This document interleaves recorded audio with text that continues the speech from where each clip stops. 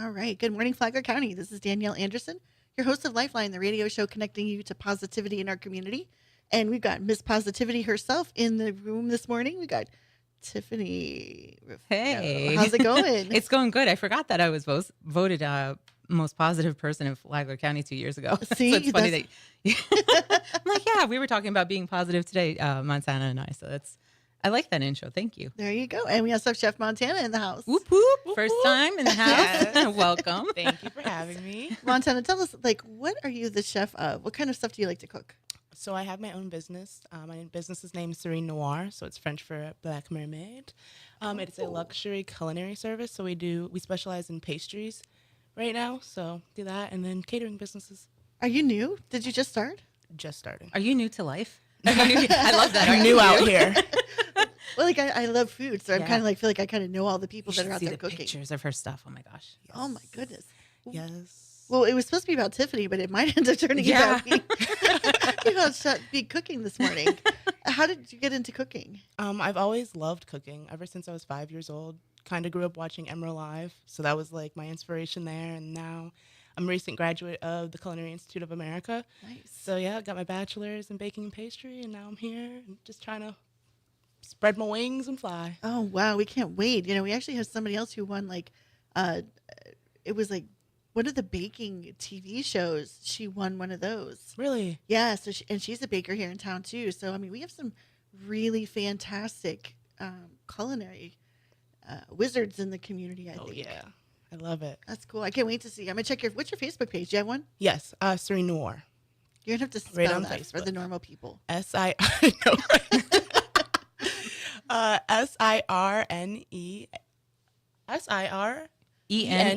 Right. NOIRE. Awesome. I mean, you know, it's so funny. It's like I took French for like 4 years, and I know like this much of it now. So I'm like, I always put French on myself. Would you speak another language? Yeah, French. Like that much. You're like, no. Oh, That's it. That's all I got. that's it. All right. Well, Tiffany, I mean, you're like really the girl behind the scenes doing all kinds of really amazing things, helping women in business. Yes. Tell us a little bit how you got started doing this. Well, a lot of it came from work experience. I have over 25 years in corporate leadership, and it got to the point when, the world changed through COVID, and I decided I wanted to work with leaders on how to be greater for their employees. And then it got to the point as I was getting out into the community and really working and networking with women, that women were having a hard time finding their voice, whether it was in a boardroom, a courtroom, an executive office, or working with their leaders on how to ask for a raise or how to ask for positive feedback and take that and run with it. And a group of women came together with me and said, let's get together and start a group on how to do this. And I said, great. And so we did. And the first day after we created our intentions and everything, I said, in 10 weeks, you're going to put on a showcase and tell your story. And they gave me that same exact look because they said, wait, we didn't know we were going to do that. And I said, neither did I. But something told me that women's voices need to show that something came out of this and you found your voice. And we've had, I believe, 4 showcases since then. And every single woman that went up there, the goal is not to talk about your business. The goal is to explain who you are so that people can be relatable to you and feel like I can go to that person and talk to them about my mortgage or my health issues or this, because they're real and they went through it, if not even worse. So they're not going to judge me for it. And I feel safe with this person. Every single woman has been asked to speak at another engagement after they went through Women's Voices. And it wasn't because I was their agent. It was because somebody saw them and felt like they need to be heard. And that's the beauty of it. So that's how Women's Voices got started. I've seen some of those, and those stories are just like so powerful. I mean, I see women in the audience crying because they actually connect with that person. And, how do you get somebody to kind of open up? Because for all of us, it's really scary to kind of show your real self. There's the drive to be perfect. It is. And what's interesting is that when this group gets together, I never dictate what the topic is going to be for the showcase. I asked them, pick a story when your life was great and then something happened and went downhill and then it became greater after that moment. Like when the universe hit you, shocked you, and then you came above and you rose above that.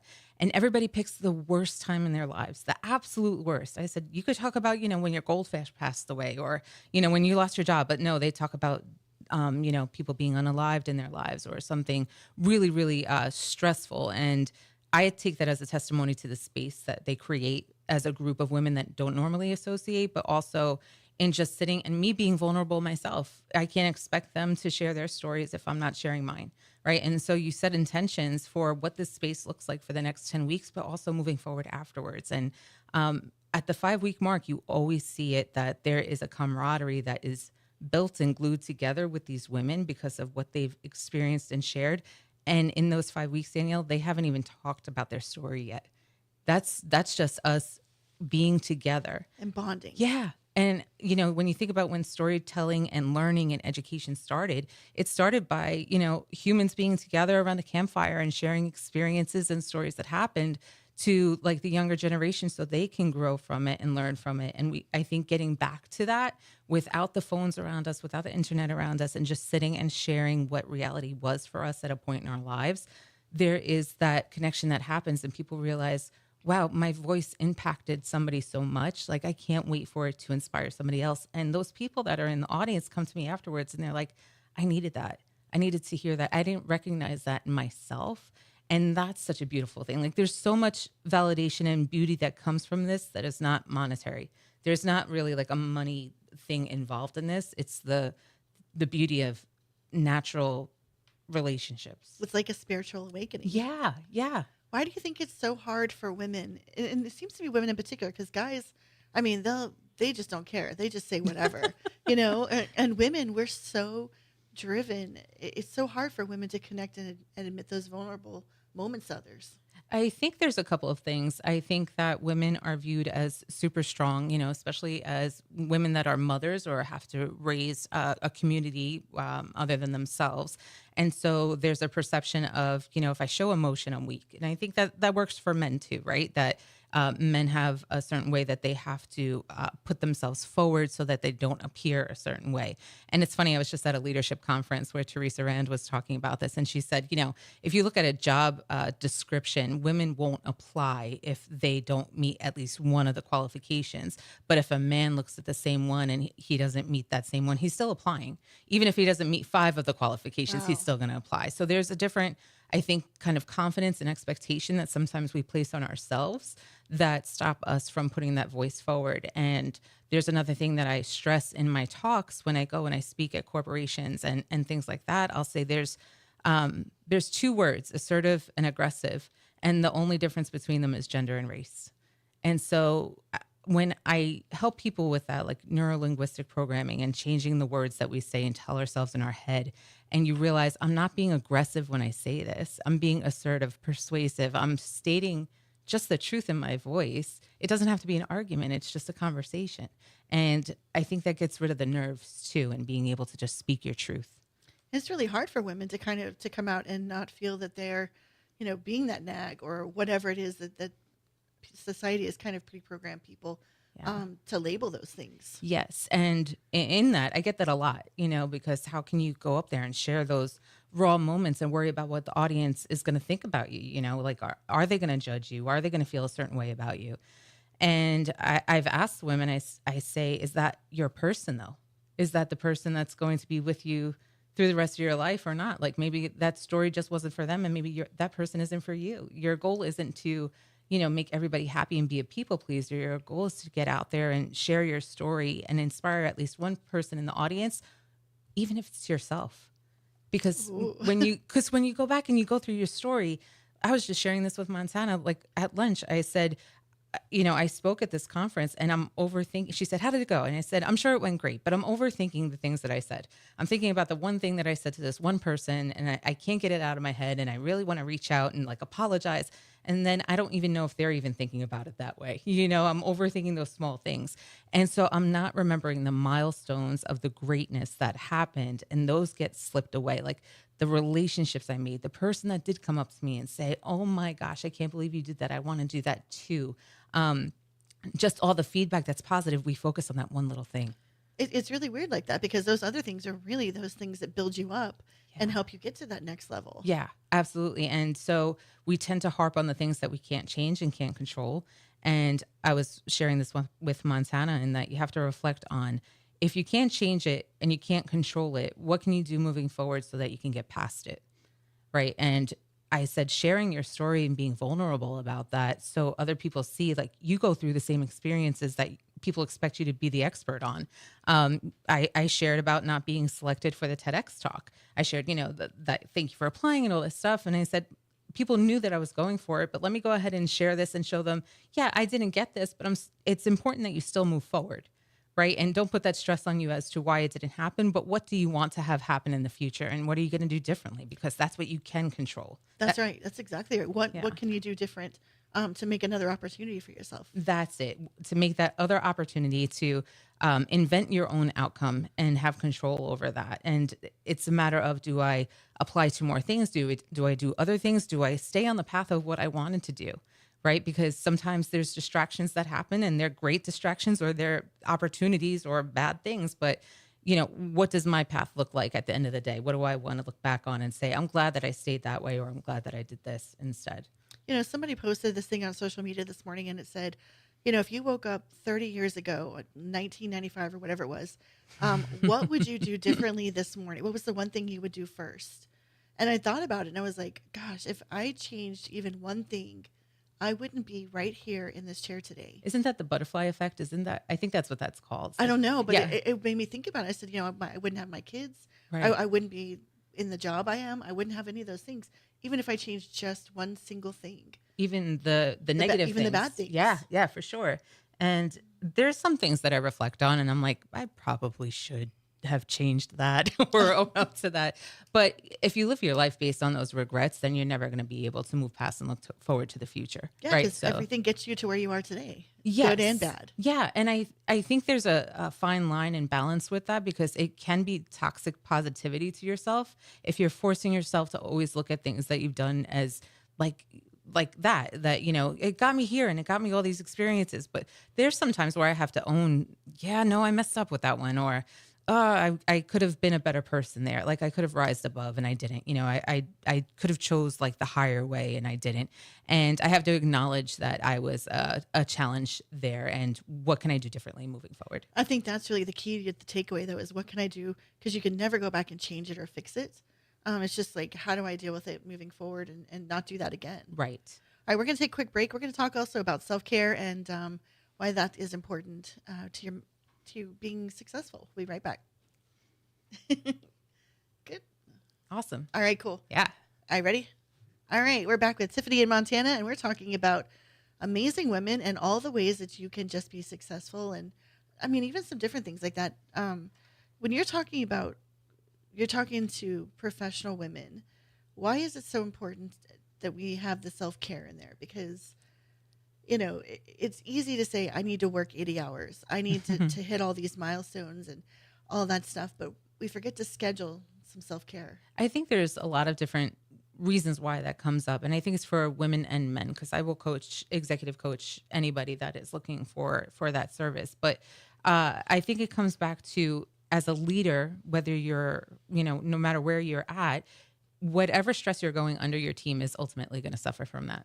That's number one. Number two, you are going to suffer from that. Depending on the type of stress, it's important to understand that there's good stress and then there's not so great stress. And the good stress is the stuff that helps you move forward, that helps you obtain goals, right? Maybe it's getting married to someone that you love. Maybe it's going for a promotion, right? And you get those like little stress butterflies and things like that. Yes, that little push. They have that new show with Chris Hemsworth about him putting himself through different like scenarios that stress him out, right? And playing the drums for Ed Sheeran, and he doesn't know how to play drums, but it rewires your brain. And yes, I do have a background in psychology. I'm not a clinical psychologist. I just want to make sure I clarify that. But going back to everything that you do in those stressful situations, again, reflects on you, but also your team. So some people are, growing up, I think about, what did you do as a kid? Like, were you always supposed to keep your hands moving? And, if you got time to clean, you got time to clean, or do laundry while you're watching TV or your cartoons. And are you in that hustle culture, or are you able to balance, okay, once I leave the workplace, no more phone calls. No more phone calls, right? And see what's up. no checking in with the team. Are you taking off your distractions and Because if I go in and I'm not focused for my team, then they're feeling the stress. And depending on what kind of leader I am to them will decide how they respond to that. So it's either going to put them in a position to not want to work, to overperform, which then stresses them out, or to feel like they have to cater to me and take care of me, which is nice in some ways, but not necessary, and not when I'm in the role of trying to help them reach their goals. So I think it's important that way, health wise, mentally, and stressfully, physically, and emotionally. Yeah, definitely. Because I mean, it'll manifest. Stress can manifest physically too. Yes, absolutely. With GI issues, with migraines, with, diseases. Absolutely. Your immune system gets shut down. And a lot of people will say, the experts will say, go to physical things to help you with stress, like yoga, Pilates, which I believe is fantastic for some people. I am not that person. I want to. How do you decompress? Oh, yeah, not with that. I get stressed thinking about, what do I have to do like to get in this pose, and I have to keep my eye on the TV and make sure I'm doing the warrior. But I get stressed thinking about it. So what I do is I'll listen to frequencies on YouTube. They have like those 11-hour videos where it's certain tones and certain frequencies that can just lower your cortisol and just calm you down and get you into a zone of maybe even napping. Because if I meditate in a quiet space, I'm thinking about all the little things I'm hearing as opposed to just trying to focus on the silence. Wow.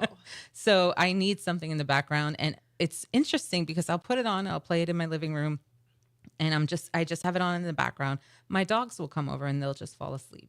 And then all of a sudden I'm taking a nap. So that's my meditation, is taking a nap in those times. But I also think it's important to talk about the stress that you're going through with somebody that you trust and saying to them, hey, I don't need answers right now. I just need to vent. Just listen. Yes. Because how many times do you say something to somebody and they try to come in and save you and say, did you try this? Did you do that? Did you write this down? What about this? And you're like, I did all those things. I just need to let this out for a second. Let me just get it. Montana, how do you decompress? I mean, you're a new business owner. What kind of advice do you give her? Like, as a new business owner, kind of starting out, things can be stressful. Everything is very stressful, but it's crazy that you said frequencies, because I actually do listen to frequencies when I go to sleep to help me decompress and to help me get into like a deep slumber. Wow! So I can reset. Yeah, it's really good, really good. And then I'm a big advocate on the spa. I'm a spa girl. That and. I shouldn't say wine, but a glass every 30 days, on the beach at the winery. Nice. It's always nice. That's beautiful. Yeah, I mean, this morning it's Monday, and I'm I got the text message, hey, don't forget you have the massage this morning at 10:30. And I'm I don't have time for this. And then I was like, you know what? No.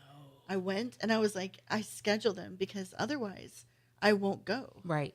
So it's you have to schedule yourself some time. Yes. But even I don't know about you, but even in that moment when maybe I'm getting my nails done and I've, waited 4 weeks and it's time to get it done, I'm sitting there antsy thinking about all the things I could be doing while I'm getting my nails done. Oh, so even as somebody that's experienced and will help others, it's easier to say what to do than to actually do it for yourself. But it's incredibly important, those little things, because if I didn't get something as simple as that done, then I'm stressing about the meeting I have the next day where I'm going to show up and not feel like I look polished. And if you don't look and feel confident, then it's going to come across as such. And so it's those little things that add up as to if your neck is tense and, your back is hurting and you don't go to the chiropractor, you don't go get a massage. And I know that they're going to talk to me later about this and call me and say they heard this. But if you don't go get those things done, then, ultimately you end up paying for it later. The universe will make sure you remember to get it done next time. It's true. Yeah. It's so true. So even for men, what are some techniques that they can use? Because these seem like things that more women might gravitate towards. I think with men, the advice that I give is that they have to find a group of men to talk about it with.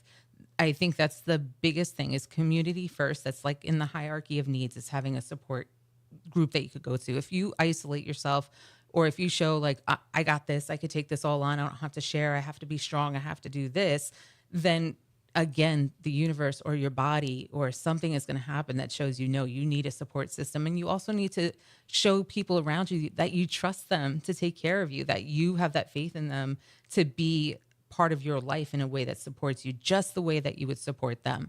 And I think about my husband, he works from home. So it's a lot different when you have a team in California that you don't get to see and you don't get to like physically interact with, like, going out to eat or, just letting steam off.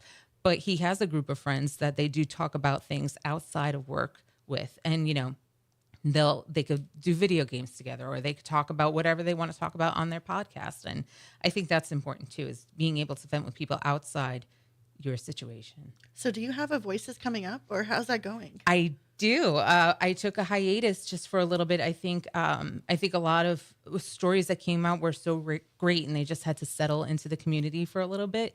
And now that my reach has stretched, I'm starting a new class in January. I have the class almost filled. We have maybe one more spot left, which is exciting. But I'm also doing a train the trainer session because women's voices has to spread.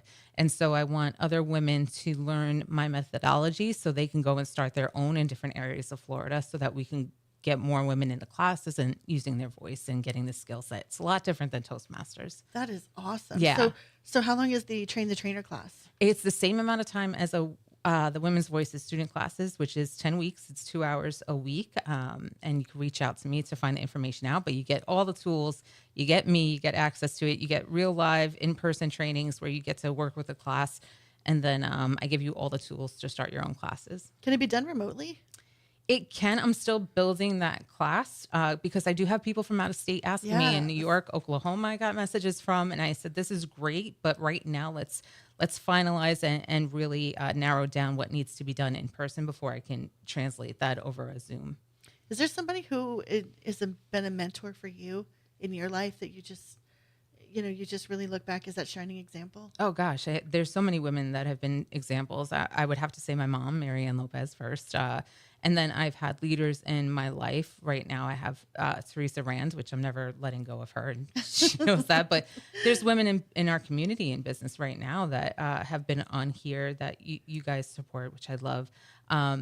Every woman that I come across has been a mentor in some way because they all have different lived experiences, right? And so there's always something that a woman can share that they do that I'm just like, wow, like I love what you do and I love that for you. That's not my hobby. That's not my talent. That's your talent. And that's a magic that I love that you're sharing and giving to the world. And that's what I hope to bring out in other women so they could do the same thing for others. Really be individuals. Yeah. And be their cheerleader. Like I love that you do this. I love that you're on the air and that you're on the radio. Right. And for you, it seems like you would be like, yeah, but this is just what I do. Like, this is my thing. But for people who don't do it every day, we look at you and we're like, wow, how do you do this with different personalities all the time and hear their stories and talk to them? And it's your magic. And it's because people are amazing. Well, yeah, that helps, right? when you have some amazing people, but also it's the amazing talent that you have to bring it out of people to share those things with you in the period of time that they have. And so I always tell people that you have a magic that you get to share with the world. And if you don't share it, then what are you doing? What are you doing? I can't wait to see Montana's magic. I'm checking out her Facebook page later. Yes. Oop, that's right. I'll bring you some goodies. There you go. So tell everybody how they can get in touch with you. Oh, they can reach me by, you could do email, sayhi@tiffanyrufino.com, or you could go to my website, tiffanyrufino.com. There's all different ways to contact me. I am on Facebook under the same name, or Instagram, Tiff Rufino. I'm very interactive on social media. I'd love to connect with you. Now, there's a special spelling of your last name with one F. Yes. So make sure you tell them how to spell that. So it's TIFFANYRUFINO, not two F's in the last name. Thank you for that. I always want to put that in there. Tell us how to get in touch with you, Montana. Okay, so you can DM me on Instagram. It's going to be Serene Noir _Lux, LUX, or Big Chef Tana on Instagram. I like that one. That's super cool. Well, thank you guys for coming in, and I hope everybody out there kind of like takes something from it and really feels empowered. Yes, I do too. And if there's anything that you want to talk about as far as public speaking or feeling empowered, I'm your girl for sure. She definitely is. So give her a shout, and then she's going to make this special cupcakes when you graduate your Voices class, right? Yes. Oh, yes. Let's do that. Oh, look at you. All right. So we want to thank WNZF News Radio, Flagler News Weekly, The Vigilante Philanthropists, Massage by Natalie and Company. Thanks, girl. And also the Benjamin Moore Paint